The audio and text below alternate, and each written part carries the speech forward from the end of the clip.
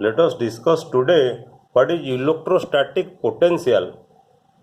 In the previous video of the introduction of electrostatic potential, we have discussed about the electrostatic potential energy. If you have a source charge Q placed at the origin and you have a test charge small q, and the test charge, you bring the test charge from the point R to the point P, then the amount of work done in bringing the test charge from R to P against the electrostatic repulsion between the source charge and test charge is called the electrostatic potential energy on this test charge Q.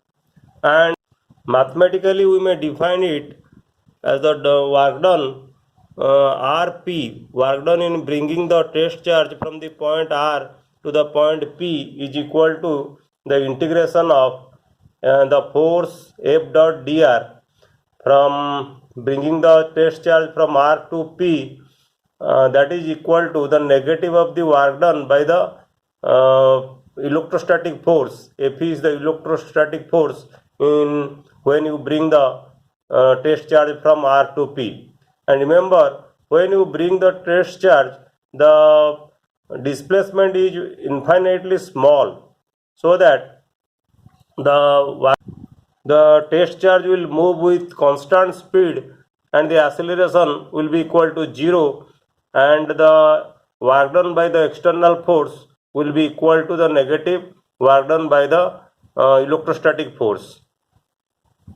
But we know that the electric force F at any point is equal to the product of charge and electric field, where E is the electric field due to the static charge configuration or due to the source charge.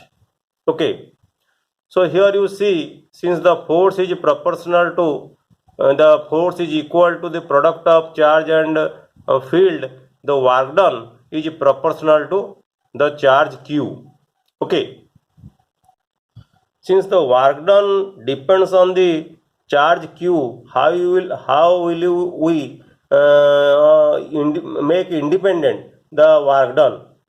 So it is therefore convenient to divide the work done by the amount of charge Q, so that the resulting quantity is independent of Q.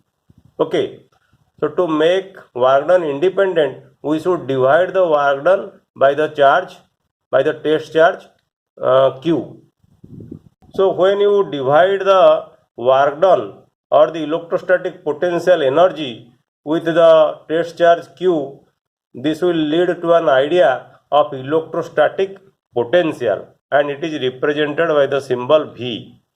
Okay, so the work done by external force in bringing a unit positive test charge from point R to the point P now can be written as UP, that is the potential energy at P, divided by the test charge Q, minus the potential energy at R divided by the test charge, and that can be written as the potential at P minus the potential at R, where Vp and Vr are the electrostatic potentials at P and R respectively. Remember, here Vp and Vr are the electrostatic potentials at P and R respectively.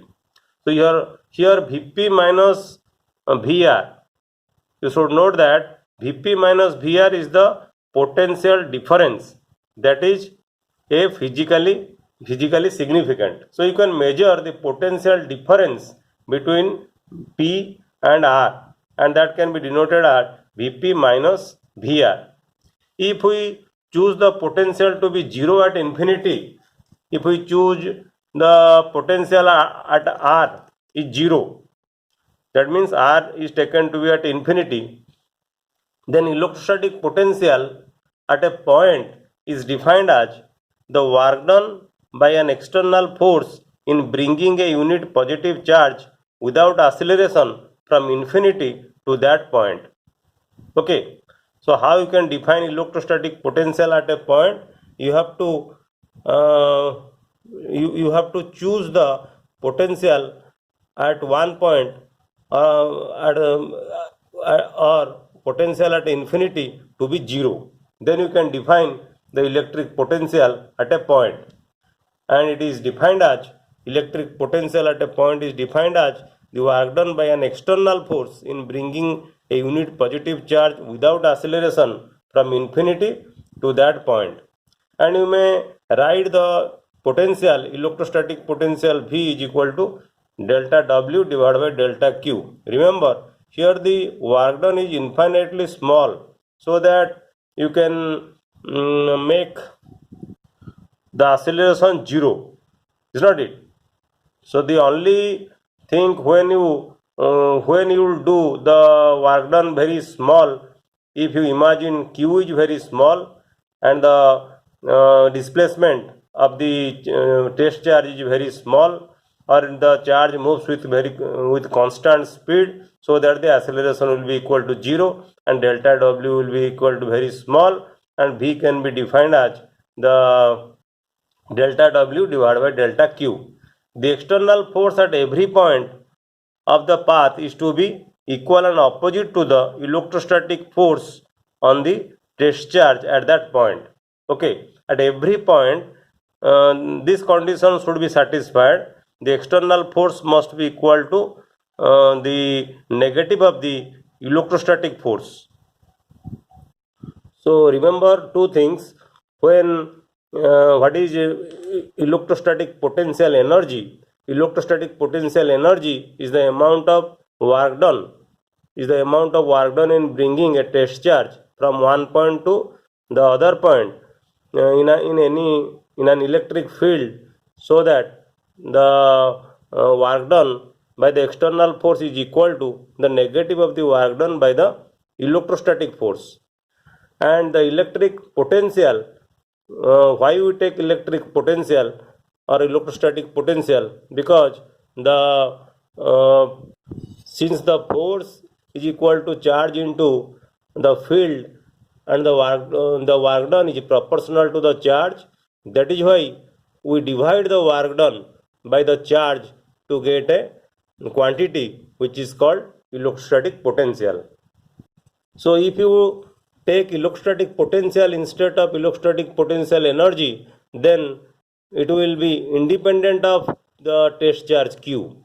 That is, the electrostatic potential energy depends upon the test charge Q, but the electrostatic potential is independent of the test charge Q.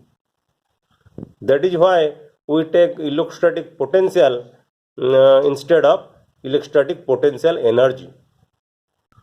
So we have discussed about electrostatic potential energy and electrostatic potential. In the next video we will discuss about electrostatic potential due to a point charge.